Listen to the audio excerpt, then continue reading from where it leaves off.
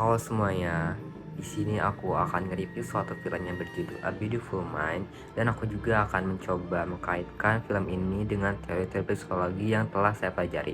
A Beautiful Mind disutradarai oleh Ron Howard dan film ini diadaptasi dari sebuah buku biografi yang berjudul A Beautiful Mind yang ditulis oleh Sylvia Nasar. Film ini menceritakan kisah hidup John Nash, seorang ahli matematika Amerika Serikat yang memberikan kontribusi mendasar pada teori geometri dan persamaan diferensial parsial, yang ternyata John Nash mengidap skizofrenia. Skizofrenia yaitu penyakit yang menyebabkan John Nash terus berhalusinasi atas apa yang dilihat dan dipikirkannya, padahal hal itu tidak benar adanya atau tidak nyata. Pengidap skizofrenia tidak tahu jika pandangannya tuh salah dan berbeda dengan orang pada umumnya.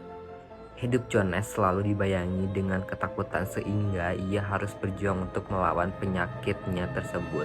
Sampai akhirnya ia meraih penghargaan Nobel pada tahun 1994 di Stockholm, Swedia atas dasar teori yang dikembangkannya. Kisah dimulai dari seorang John Forbes Nash yang menjadi seorang mahasiswa di Princeton University pada tahun 1984. John Nash adalah seorang introvert karena baginya orang-orang tidak ada yang benar-benar menyukainya.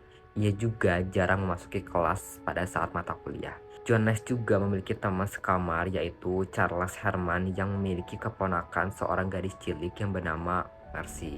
Nash yang sangat terobsesi dengan matematika seringkali menulis berbagai rumus di kaca jendela kamar dan perpustakaan, dan akhirnya secara tak sengaja berhasil menemukan konsep baru yang bertentangan dengan teori bapak ekonomi modern dunia Adam Smith. Kehidupan Jonas mulai berubah ketika ia diminta memecahkan kode rahasia yang dikirimkan tentara Rusia.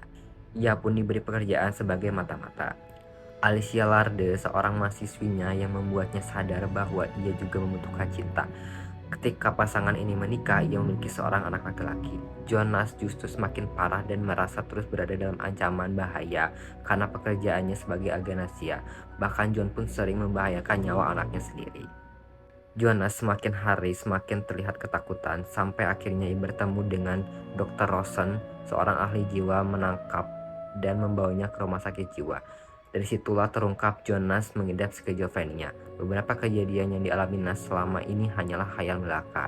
Tak pernah ada teman sekamar yaitu Charles Herman dan keponakannya yang menggemaskan, Mercy ataupun William Parker dengan proyek atau kode rahasianya. Nah, dari film tersebut dapat kita ketahui bahwa Jonas menderita skizofrenia paranoid yang ditandai dengan indikasi sebagai berikut. Yang pertama, delusi atau waham. Delusi atau waham terbagi menjadi tiga. Yang pertama, waham kejar atau delusion of persecution, yaitu keyakinan bahwa orang atau kelompok tertentu sedang mengancam atau berencana membahayakan dirinya.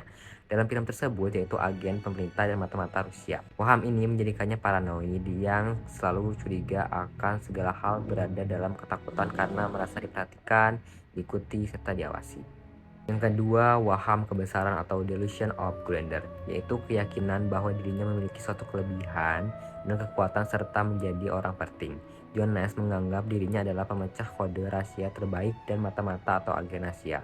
Dan yang ketiga, waham pengaruh atau delusion of influence adalah keyakinan bahwa kekuatan dari luar sedang mencoba mengendalikan pikiran dan tindakannya. Adegan yang menunjukkan waham ini yaitu ketika John disuruh membunuh istrinya, ketika disuruh menunjukkan bahwa dia jenius, dan ketika diyakinkan bahwa dia tidak berarti oleh para teman halusinasinya. Selanjutnya, gangguan emosi yang tidak terkendali sehingga dapat membahayakan orang-orang yang ada di sekitarnya, ditandai dengan John yang tidak memiliki rasa kasih sayang terhadap anaknya, sehingga seringkali membuat istrinya sangat khawatir jika anaknya berada dengan John.